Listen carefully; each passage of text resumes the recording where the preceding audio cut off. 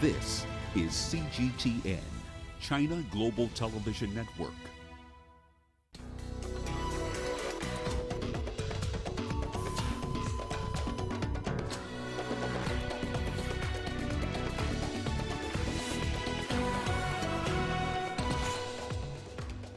The World Health Organization says some COVID-19 treatment regimens could be limiting the severity or length of the disease. The critical role played by nurses recognized as the International Day of Nurses is marked. And why herbal remedies are becoming a popular option to boost immunity during the coronavirus pandemic.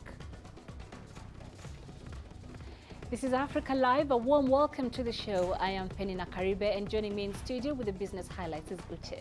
Thank you, Peninah. And here's a look at what's coming up on Africa Live Bits. The International Monetary Fund raises Kenya's level of debt distress risk from moderate to high. And Tunisia turns to local banks to help with financing its COVID-19 response. Of course, all that coming up within the program. For now, it is back to you, Peninah. Thank you, Uche. Let's begin with the latest on the search for a proven novel coronavirus treatment or vaccine. The World Health Organization now says some treatments appear to be limiting the severity or length of the COVID-19 disease. The Global Health Agency will now focus on learning more about 4 or 5 of the most promising ones. It is leading a global initiative to develop safe and effective vaccines, tests, and drugs to prevent, diagnose, and treat COVID-19. More than 100 potential vaccines are being developed, including several in clinical trials. Back in April, the WHO said vaccine would take at least 12 months. The respiratory illness has already infected over 4 million people around the world. Meanwhile, South Africa will be participating in a World Health Organization Solidarity clinical trial. It will be the country's main treatment trial in the battle against COVID-19. There are also several other local trials underway. Angela Coppola tells us more. South Africa, along with over 100 countries, are working together to find an effective treatment for COVID-19. Under the WHO's Solidarity trial, the country has agreed to participate in vaccine testing. There are 3 groups that are busy working with international groups on vaccines, and so anticipate that we will be doing vaccine trials within the next month or so. Globally, there are currently over 100 vaccines in various stages of development. Many are still in the early stages. 6 have been taken to the next level. Limited testing in the country of development. Because we're trying to push these vaccine trials very quickly, these trials will be rolled over into much larger studies we call phase 3 trials, with thousands of participants who are at risk of acquiring COVID-19, so looking at hotspot areas or high incident areas. And there, once we have given the vaccine, we'll look for efficacy. We look to see, does this vaccine work and protect against infection completely, or cause a less severe disease. While South Africa and other developing countries will be involved in the vaccine trials, there's the issue of manufacture and access to the vaccine afterwards. We're also concerned that the demand could then be swallowed up by richer, bigger countries that have got access to manufacturing, and that the poorer countries of the world, whole continents like the African region, might not get the same level of access. It's been suggested that immunizing the world's healthcare workers would make more sense. It will give us a very good idea of how well the vaccine works in the field in different communities, but it will keep the world's health services going, which is a critically important issue at the moment for all countries. While the broader discussion is happening at a global political level, South Africa is preparing itself for those vaccine trials. The medical practitioners are going to be moving into those communities to do those vaccine trials where the people actually are and not in hospitals. I'm Angelo Coppola for CGTN in Hillbrow, South Africa. Somalia has registered the biggest daily jump of COVID-19 cases with 81 infections in the last 24 hours. The country now has over 1,100 cases with 52 deaths and 126 recoveries. The rising infection is attributed to community transmission. CGTN's Abdulaziz Bilo is in Mogadishu and looks at how authorities are dealing with the pandemic. Abdullah Abdi is undergoing his third test in less than a month. The 65-year-old is among more than 1,000 people in Somalia who have tested positive for the coronavirus. I was admitted at this hospital on the 10th of April with high fever. I later tested positive for the virus, and the doctors and nurses took care of me while I was in the treatment unit. I was discharged and advised to self-quarantine for 2 weeks. I am back at the center now for the third test, and I hope that the results will turn negative.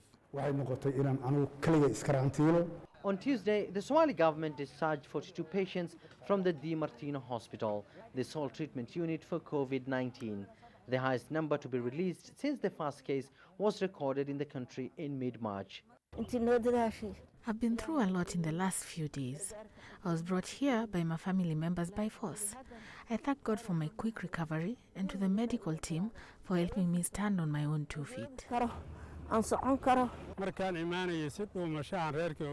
I brought myself to this hospital without informing my family. I never disclosed the information with anyone because of the misinformation being spread around about the Di Martino Hospital. However, despite the recovery progress, the country's infection rate continues to increase exponentially. Let us heed to health directives and direct all our energy in raising awareness to counter the spread of this disease. Mogadishu continues to remain the epicenter of the pandemic in the Horn of Africa country, with rising infections being reported in the regions of Puntland and Somaliland. A critical shortage of medical supplies and personnel continues to grip hospitals across much of the country as a result of decades of conflict that has weakened Somalia's health system. More than a dozen frontline health workers have already recovered from the infectious disease and are back to work. But there are concerns that rising number of cases will overwhelm existing mechanism to containing a spike in the number of new cases. Abdul Aziz Bilon, CGTN, Mogadishu, Somalia. Egypt is slowly easing some of its preventive measures to control the spread of COVID-19, but infection rates have risen significantly, leading many to question whether restrictions were relaxed too soon. CGTN's Adel Mahroui reports from Cairo. For 2 weeks, the Egyptian government has been easing its COVID-19 partial lockdown. It reduced curfew hours and allowed the resumption of some commercial activities. But since it moved in that direction, the number of daily infections has been rising. We have seen some catastrophic behaviors of citizens breaching distancing regulations, violating curfew hours, people not using preventive kits, and we've also seen cases where a single individual spreads the virus to 3 villages. As a consequence, the virus is spreading and the economic repercussions are terrible. That is why the government was encouraged to join the global trend and begin easing measures. This week, Egypt will approach the 10,000 COVID-19 cases mark, and the country has not reached its peak yet. That led some experts to believe that the country lifted some of the COVID-19 restrictions too soon. The government is stuck between 2 hard decisions. The solution is not to rush with the lifting of the restrictions. The solution is a full lockdown, a suggestion made to the cabinet by the doctors' syndicate as we approach the peak. The other option is to adjust to life under the pandemic, to reduce crowding and distribute face masks to everyone.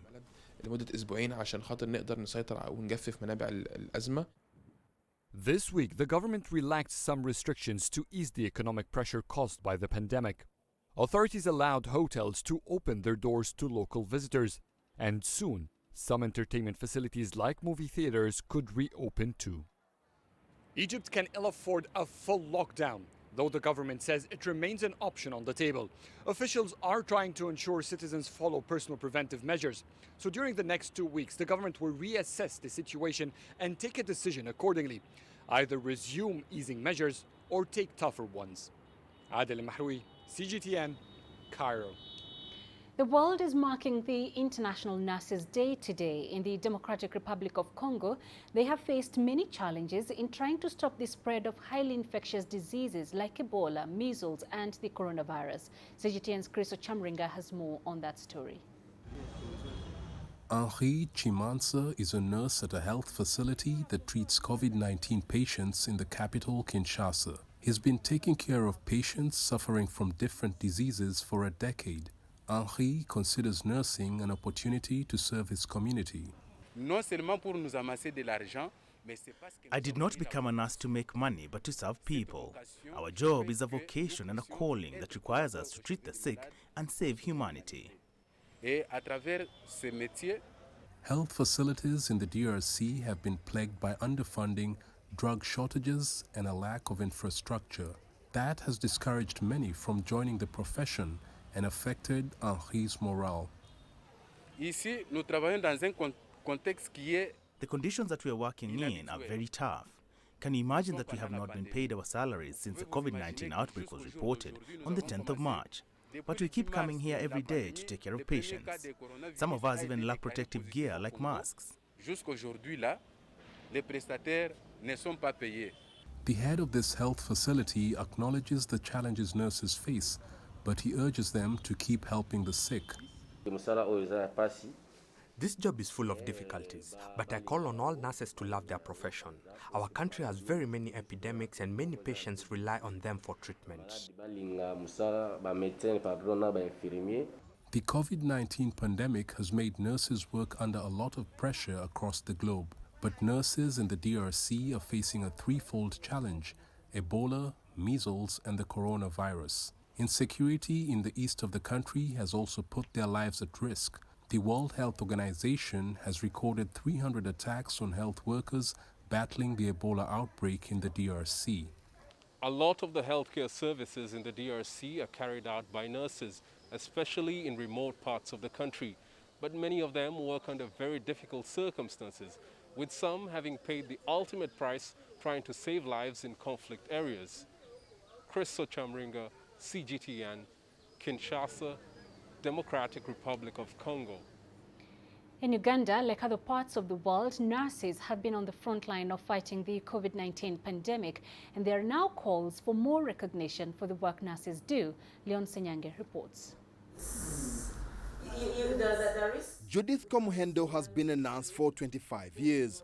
Her experiences dealing with epidemics in West Africa over the years have prepared her for the global COVID-19 pandemic. When you talk about nursing, what we did in West Africa, ours was hands-on, confirmed Ebola cases, right? We bathed the patients, changed pampers, put on IV lines, put up cannulas, feeding patients. It's that passion that keeps her going. Now on the front line of the coronavirus pandemic in Uganda, she says responding to this crisis is a calling. We just pray to our patient to recover. It's going to be our pride and as a country. Uganda reported its first case of COVID-19 in March. The commitment to serve during these challenging times has put nurses and other medical personnel to the test. But they say the biggest reward is when a life is saved. And nurses hope the current crisis will lead to more recognition for their profession. At the end of that day, it's something beautiful, and when you think about it, you're actually motivated. And you know, I'm here to do this, and I was chosen to do this, and all I need to do is protect myself as I'm taking care of these people. Despite their important work, pay for nurses in Uganda is still relatively low. The average salary for a nurse in the country is about $150 a month. In the quest to profile the status of nurses, I feel we are not recognized. We are not seen. And yet we did the greatest 90% of the work in the care of patient is undertaken by the nurse. Uganda has more than 71,000 registered nurses. This year's celebration of nurses has been overshadowed by the COVID-19 pandemic. But it's also a time that demonstrates how their work can save lives. Leon Senyange, CGTN, Kampala, Uganda. The Zimbabwean government has recruited more nurses to help fight the COVID-19 pandemic. The government lifted a moratorium on employment of public servants to allow the increase in the number of healthcare workers. CGTN's Fari Mokotuya tells us more. 89. This is what Cornelius Makuaza went to school for, but has been unable to do because of a freeze on recruitment at public hospitals. This was due to government cuts in spending. Unemployment hasn't been easy for him. I can say tough times because, you have to live by the day. So you have to survive. As as in my case, I had to pay rent and make sure that I had fed myself. So I was selling clothes. My mother is a cross-border trader, so she brings in some clothes from outside the country, and I could sell for my mates and the community that I live in, just to make ends meet. He may have successfully paid his bills, but Cornelius had always longed to be where he professionally belonged, in the wards. That's why the call to put the scrubs back on meant so much. It was so overwhelming, and I was ecstatic, I have to say. And to be called at this kind of time, it really is something which is exciting, because I have to practice what I had learned in the past 3 years. He's among 326 nurses that have been employed by the Health Service Board, lowering the number of those still jobless to 545. And all of them need not lose hope, because in the wake of COVID-19, the government has taken over the running of several provincial and district hospitals and is setting up isolation facilities across the country, all of which will require additional manpower that will be drawn from the existing database. Despite being cash-strapped, the government has raised the required funds. This moratorium is only for the health sector, and is based on the availability of resources that are commensurate to the packages that they are entitled to. Though there are extra hands on deck, there are still gaps that need to be filled, especially the provision of drugs and personal protective equipment, whose unavailability may limit how helpful the new recruits will be in their work. Farai Mwakutuya, CGTN, Harare, Zimbabwe. You're watching Africa Live. Time for us to take a quick break. Here's what's still ahead on the program. Chinese President Xi Jinping embarks on an investigation visit to northern China's Shanxi province. And why herbal remedies are becoming a popular option to boost immunity during the coronavirus pandemic. You don't find the stories of North Africa by sitting on the sidelines. You've got to get out, go there, and you'll find them. In the bazaars of Casablanca. Among the crowds in Cairo. Who come to visit Cairo, the ancient capital of Egypt. Along the waters of the Nile. Along the sands of the Sahara. No one else will take you where we can in North Africa. No one else will show you what it's all about. CGTN, see the difference.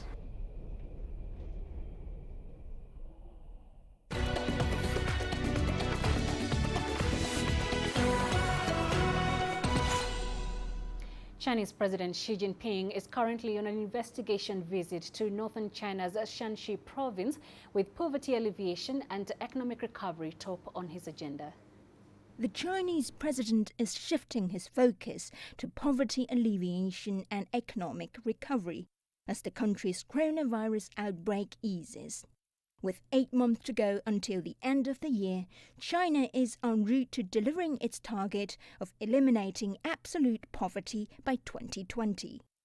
On his first stop in northern Shanxi's Datong, Xi Jinping visited an organic daylily farm, the district's pillar industry. He talked with local farmers about the growth and production of the flowers.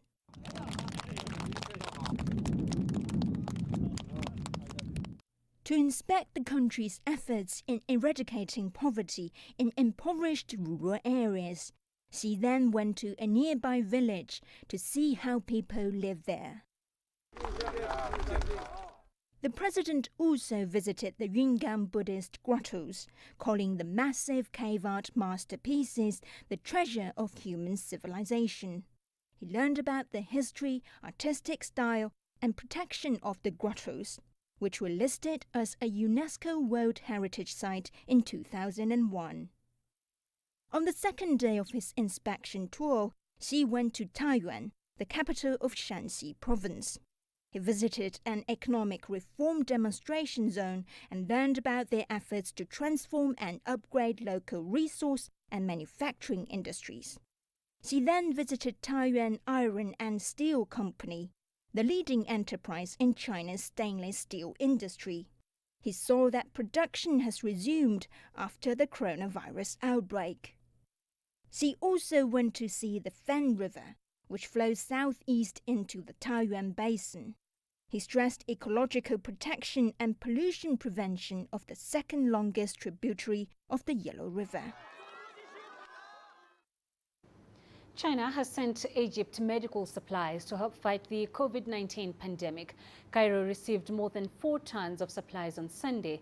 It's yet another display of solidarity between the two nations during this pandemic. Here's Adel Mahroui with the details. This week, Cairo has received the second batch of supplies from China to support its COVID-19 fight. It's another donation from China to boost Egypt's supply of medical items needed. This is an important moment for Egypt to fight the epidemic, maintain production and promote economic development at the same time. China has always been supporting the economy and social development of Egypt. China and Egypt will work together to finally overcome this epidemic. The 4.7 tons shipment includes 10,000 N95 face masks, 10,000 protective suits and 70,000 test kits. It's part of 4 shipments coming from China, supplying Egypt with items worth some $2.7 million.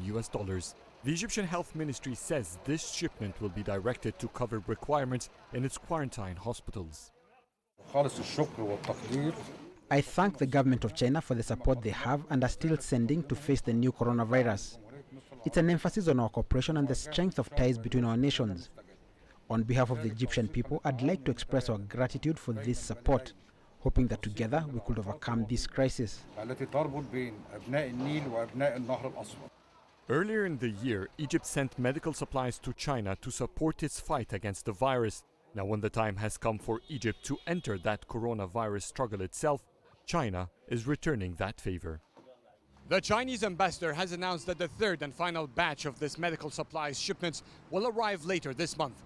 It's going to be the biggest yet, providing 1 million surgical face masks and a total of 30 tons of medical gear. Adel Mahroui, CGTN, Cairo. Meanwhile, a 12-member delegation of Chinese medical doctors is in Zimbabwe to help the country enhance its response to the coronavirus pandemic. CGTN's Fori Mokutuya tells us more. Not only are they here to help Zimbabwe scale up its preparedness for COVID-19, but these 12 medical experts are also reinforcing a 4-decade-long diplomatic relationship and proving that indeed China is Zimbabwe's all-weather friend. The doctors from Hunan province arrived in Harare on Monday and will be here for the next 14 days. Our Chinese medical expert team are here not only to share our experience, to exchange ideas with the Zimbabwean brothers and sisters, but also to convey our unimpeded strong friendship. Zimbabwe hailed the historic trip. We are getting the gift of the human being with the expertise that they are bringing, and this is the first in our endeavor to fight the pandemic, that a country is bringing their experts, and those experts will interact with the experts from Zimbabwe. And I think by the time they leave, we will have more insights, we will have more things to learn, and it can only assist us in our strategy to combat COVID-19. The medical team brought tons of personal protective equipment, test kits, and medicines in tow. The crucial supplies will equip isolation centers across the country, ramp up national testing, as well as restock health facilities. Despite having a low number of confirmed COVID-19 cases, Zimbabwe is, with help from China, preparing to deal with an escalation should it arise. In March, the Chinese community in Zimbabwe coordinated a $500,000 upgrade of the main isolation center in Harare, which can now accommodate 60 patients, including 10 in the intensive care unit, which it didn't have previously. Farai Mwakutuya, CGTN, Harare, Zimbabwe. In Burkina Faso, a young entrepreneur has set up an automatic disinfection system to help fight COVID-19. Mohamed Bila plans to scale up production if he receives support from the government. It's the latest innovation in Burkina Faso aimed at curbing the spread of coronavirus in the country.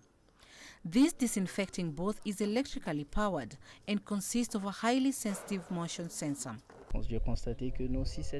I found that most people wash their hands and put on mufflers, yet the virus can be present on other parts of the body. I also saw that the disease was spreading very quickly in Burkina Faso. That's how I came up with the idea of putting up something in place to support the health system in my country. So I thought, why not create a system that will disinfect the whole body? So I went ahead and talked to my brother, who is a metal welder, and asked him to help me implement this idea. I received good feedback after posting on social networks. When you go inside this disinfectant booth, the spray is all over. The body is totally disinfected. It's really a great initiative to support so that the distribution is done very quickly, since we are looking for ways to decontain it. Named Stop COVID-19, the device could be a game changer in public places where crowds lack hand sanitizers. I am very pleased to be the initiator of this project, which is helping to combat the spread of the virus in my country. My team and I are ready to work. We are looking at how to produce 20 machines every 10 days.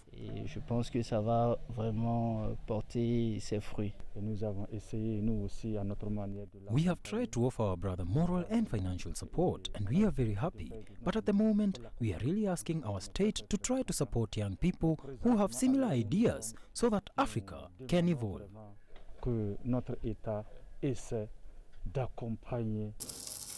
There's been a rise in innovation since the beginning of COVID-19. The pandemic has simply demonstrated what human imagination is capable of in the face of adversity. Chamwono, CGTN. There's currently no cure for COVID-19 or a vaccine against coronavirus. While scientists around the world seek to find a viable cure for the disease, many people have resorted to boosting immunity or self-medication through the use of home remedies. There are a number of herbal recipes floating around the internet. Beatrice Makani is one of many residents in Dar es Salaam, Tanzania, who are turning to traditional options such as herbal steaming to build immunity to stave off the coronavirus. She shares how such remedies have improved her health. Since birth, where I come from, if you had a fever, they would steam us with herbs that we were not aware of. They would simply tell us to sit there and we would be steamed and fevers would go down. We will never have to go to hospital. I had a snoring problem. I tried every type of remedy. When I cough or when I sleep at night or wake up in the morning, I feel exhausted because I don't sleep comfortably. But these days, my nights are stress-free. I wake up in the morning not sweating. I don't struggle to breathe. I am sure I have been relieved of many things that are unrelated to COVID-19. I'm sure kuna vitu vingi vimetoka ambavyo sio kwa ajili ya COVID peke yake. Now, the African nation of Madagascar has been in the news after it produced what it calls a plant-based remedy for COVID-19. The drink has been championed by President Andry Rajoelina, despite the World Health Organization warnings that it has not yet been proven to be effective. We feature COVID organics today in our Touch of Africa segment.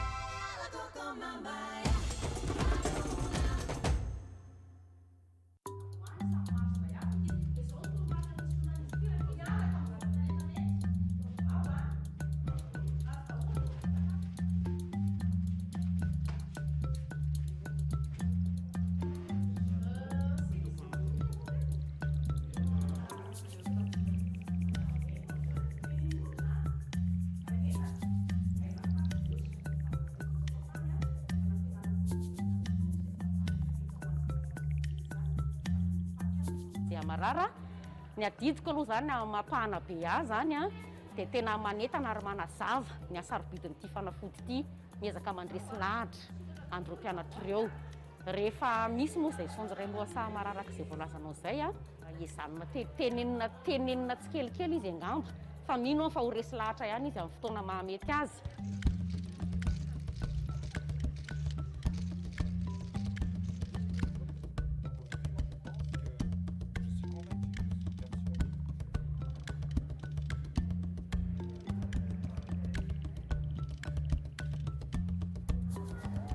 Ny kely any aloha fa vao nahita ny filoham-pirenena tsotra izy dia tsy ny tsony satria masoa matoa omeny atsika.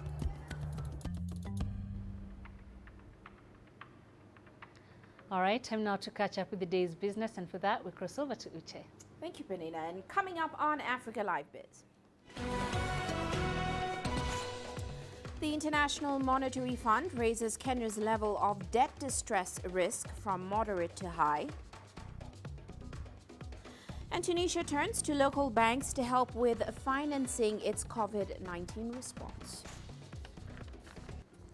Africa is the nexus of enterprise, and global business will tell you why it matters. From the mega investment projects to multi-billion-dollar mergers and acquisitions. Africa today collects, just in terms of revenues from taxes alone, $545 billion a year. If you take 10% of that and you devote it to the energy sector, problem solved. All this on Global Business, weekdays at this time on CGTN.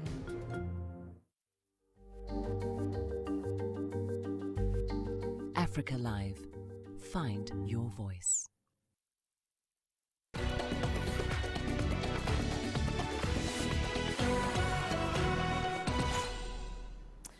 Now, the International Monetary Fund has raised Kenya's risk of debt distress to high from moderate due to the impact of the coronavirus crisis. In an assessment published on Tuesday, the global financier notes that Kenya's debt stood at 61.7% of GDP at the end of last year, and that's up from 50.2% at the end of 2015. Now, the debt was driven up by gaping budget deficits caused by large infrastructure projects such as the new railway line. The government has responded with such measures as cutting the rates of value-added and income taxes, but the IMF says that this has only worsened other indicators. The fund also says that the debt load remains sustainable going forward. Last week, the IMF approved $739 million in emergency funding in order to help Kenya tackle the coronavirus crisis. Meanwhile, Tunisia's government has signed an agreement on a syndicated loan from 12 local banks amounting to about $405 million. It will be repayable over the 3 years. CGTN's Adnan Shaushi has more on that report. The government spokesperson said the loan will help finance the unexpected additional budgetary expenses of the state to fight COVID-19. The government has issued the decree for the agreement between the Ministry of Finance and the local banks. It will provide the state with $259 million and $130 million to support the national effort against coronavirus and its negative repercussions. The minister added that the interest rate remains high on the international market, while the country's economy remains fragile. The state has opted for a loan in foreign exchange from local banks because the cost is very high and not available from international banks and financing institutions. The government has chosen the best option. The new loan will support the state effort to cope with the negative impact of the general lockdown measures on the country's fragile economy. Both public and private banks are national institutions. They're keen on supporting the state at this crucial period. The loan conditions are simple. Banks have taken the country's current economic context into consideration. According to the Ministry of Finance, an important part of the loan comes from the deposits in foreign exchange of non-resident Tunisian nationals at local banks. The government spokesperson has emphasized the importance of Tunisian banks, especially their considerable contribution to the state budget. Authorities say banks are helping the state provide additional financial resources for the health ministry, support the companies affected by the general lockdown, and preserve tens of thousands of jobs. Adnan Shawishi, CGTN, Tunis. Well, let's head to Zimbabwe now, where small businesses that are in distress following the coronavirus pandemic are in line for financial aid under a multi-million-dollar government stimulus package. Here's CGTN's Farai Mwakutuya with more. Sibusisiwe Manjanda's IT company is reeling from the double blow dealt by the coronavirus. Supply shocks have delayed inbound components, and suspended projects have shrunk demand. She's just reopened after more than a month under lockdown. Even our clients that owed us, they were not in a position to pay us because they didn't have any business for that period. So it has basically affected our revenue. At the same time, some obligations still were there.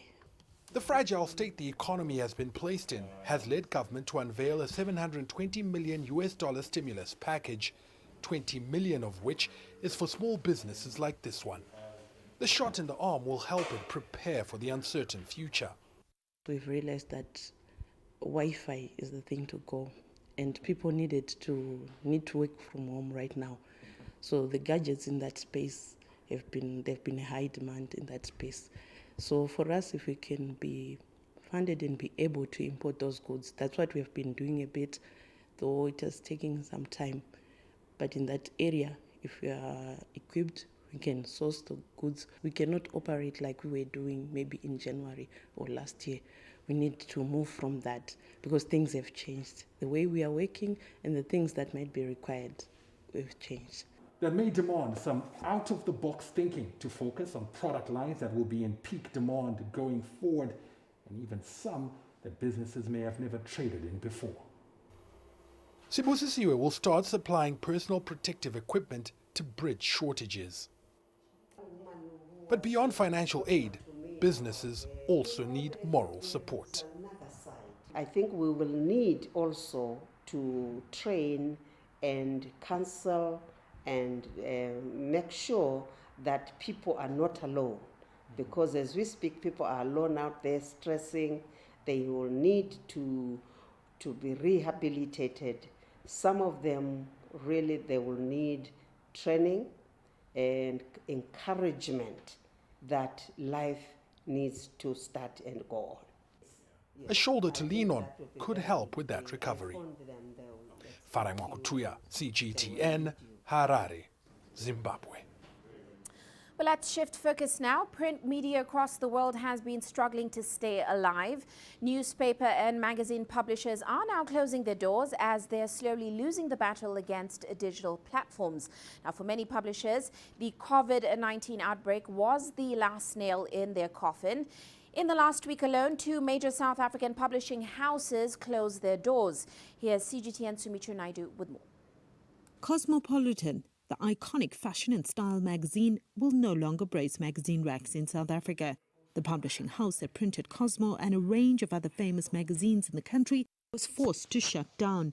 Associated Media Publishing this week closed its doors after 38 years as a result of COVID-19. It's a really unfortunate place to be, except for maybe just a handful of entities, precisely because with this virus, many businesses are still closed, the majority of them, and that means they've got no need to advertise because of that. Caxton and CTP Publishers, also household names in South Africa, also announced its closure this week. These publishers could no longer go to print because of the national lockdown, but newspapers and magazine sales were declining long before the virus hit. So the first issue that you have is that by saying move to digital, you're necessarily excluding a whole lot of people, millions of people. The second problem is, and this is perhaps the bigger one, is that because of course more people are getting online, the bigger problem now is that digital doesn't bring in the revenues. We've seen globally that the big social media platforms have taken up that advertising revenue. Something like 85% of it goes to Facebook and to Google. While some mainstream newspapers made the move online, getting subscribers to sign on, not all publishing has been successful with the move to digital platforms. The cover price of the magazine or the newspaper doesn't cover nearly the cost of the resources that goes into it. Paper is very expensive, ink is very expensive, distribution is incredibly expensive. let alone the cost of journalists and research and all the work that goes into it. The South African Freelancers Association says over 50% of their members have lost more than 70% of their income since the outbreak. Hundreds of journalists have also lost their full-time jobs. South Africa is not alone in this. Bauer Media Group in Australia also closed 7 magazines in less than a week, resulting in more than 200 job losses. The German multimedia conglomerate publishes more than 60 magazine brands in the country. Sumitra Naidu, CGTN, Johannesburg, South Africa. And now to some international news. The UK government has published a 50-page document laying out the blueprint to lift the country's coronavirus lockdown. Now, the paper follows a speech by Prime Minister Boris Johnson on Monday that was criticized for sowing confusion. CGTN's correspondent Andrew Wilson tells us more. This is what it can look like when stay at home switches to stay alert. As far as some Britons were concerned, a signal had been given. The morning traffic told its own story. But for many scrutinising the Prime Minister's words the night before, no real clarity was forthcoming. So you should avoid public transport if at all possible, because we must and will maintain social distancing and capacity will therefore be limited. So, work from home if you can, but you should go to work if you can't work from home. Outside England, the other UK countries stood firm on lockdown. The Scottish leader was said to be furious at the mixed messaging. We really, all of us, have such a duty right now to be as clear as possible. And I think, having just watched the Prime Minister, I think there is perhaps still some room for just simpler, clearer messages. The opposition too was quick to highlight the perceived lack of clarity. Look, I've always accepted there would be some conditions in this. I accept that you can't answer everything now. But the main strap message needs to be clear. Stay alert isn't clear. Most people have been saying, what does that mean? So there's a very, basic issue here about communications. So in Parliament, the imperative for the Prime Minister was for more detail, more clarity. Anyone who cannot work from home should be actively encouraged to go to work, and sectors that are allowed to be open should indeed be open, but subject to social distancing. These include food production, construction, manufacturing, logistics, distribution, scientific research. And to support this, to explain this again, we're publishing guidance for businesses on how to make these workplaces safe, COVID secure. Business leaders have, however, welcomed the government's so-called change of emphasis, and some will be quick to seize the initiative. But for much of the public, nervous of the virus and its effects, this heralds simply a continued lockdown. Andrew Wilson, CGTN, Oxford, UK. Well, that is all for now on Africa Live Biz, but later on Global Business Africa, the International Monetary Fund renews its call for Ethiopia to devalue its currency. Of course, we'll bring you more on that top of the hour. For now, it is back to you, Peninah. Thank you, Uche. You're watching Africa Live, coming up after the break. South Africa grapples with increasing domestic violence during the COVID-19 lockdown. The greatest journeys, the greatest sights, the greatest adventures. Here in Panata, this weir allows the locals to walk on water. We're far more than just TV news. We're your passport to the wonders of Africa. To bring you stories of struggle, survival and hope.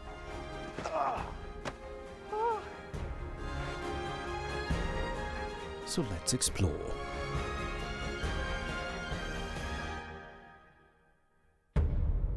CGTN. See the difference.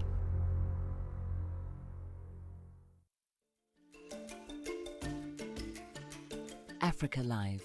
Find your voice.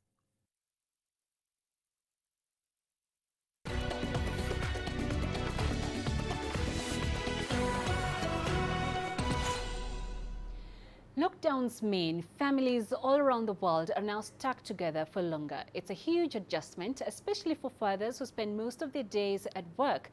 In South Africa, this has led to growing cases of violence against women and children. ZGTN's Julie Shire has more. Taking care of the children's needs is often mum's duty in South Africa. But with dads at home during the lockdown, they're spending more time with their children. Francois Joubert has balanced serious work and school activities with some fun stuff, especially in the morning.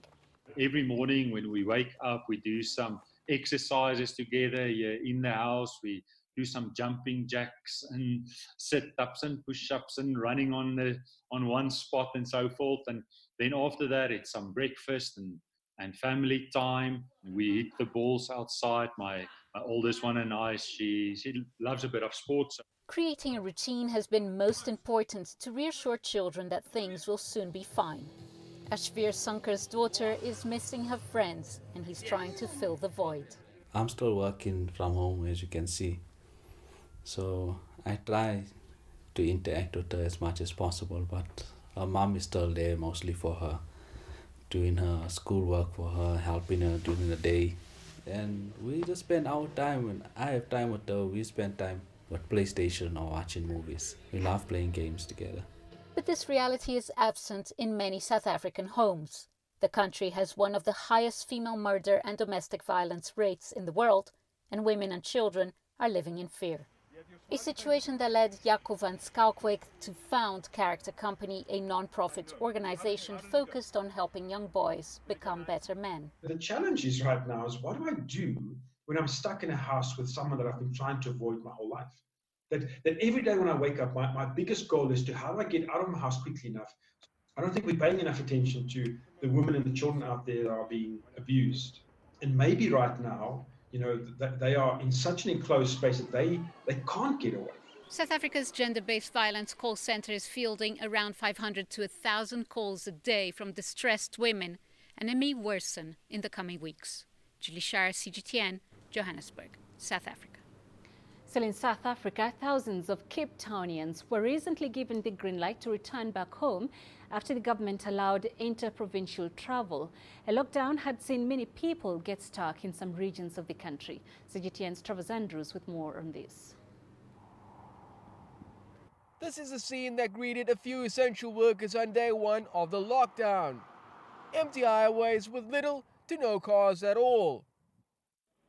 Now this is what's greeting them as thousands of Cape Townians head to the city to take advantage of an interprovincial travel grace period, which will allow them to get back to their home provinces. 99% of people who came through this really had work permits, had permission to be on the road. There's a 1% that was taking chances, that still, I'm coming from a shop, but I'm completely living in another suburb and I'm coming to a shop here. And we've, again, not punitive, not want to always just warn them. And after the 7th, this will not be tolerated, they will be arrested or fined heavily. Many have been waiting for more than 5 weeks to get back home or to work, after getting stuck in other regions when the lockdown came into effect. The roads have been busy and so have law enforcement agencies, who've been keeping a close eye on proceedings. This is specifically to look at the integrated approach of the police forces. The Metro Police in the city, the South African Police Services, that's the national, our provincial traffic law enforcement and police officers, and then our city law enforcement officers. All of them are busy at this roadblock, and I came to see how optimally it's working and the impact of it, and I must say I'm very impressed with it. Every day, thousands of vehicles have been making their way through the various roadblocks and checkpoints throughout the province. Some, though, are still struggling to get back home. That's because air travel still remains shut, and so are many vehicle rental agencies, which has left many without much options. But people are attempting to still find their way back to the city. We've seen an increase also on all the major routes to other provinces, through the districts and everywhere. So people are actually making good use of this opportunity to get back to work. Others are going back home. For now, the grace period seems to be set for closure, and there's certainly no clarity or call yet for an extension for people to be allowed to travel back home. But those calls could get louder if there is still a significant amount of Cape Townians stuck in other regions. Travis Andrews, CGTN, Cape Town. Ahead in sports. Tough time for die-hard Al Ahly fans as coronavirus pandemic grounds sports in Egypt.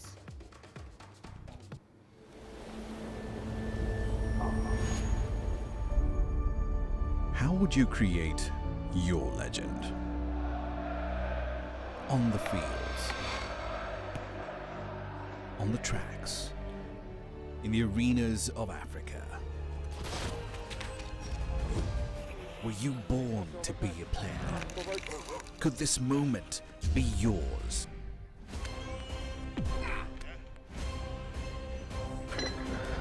Sports Scene. Find your game.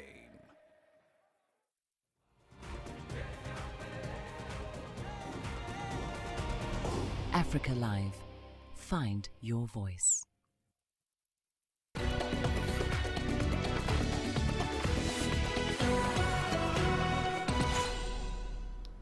Football fans of Egypt's Al Ahly club are missing their favorite sport and team in action. For generations, they've been planning their lives based on the Red Devils' schedule.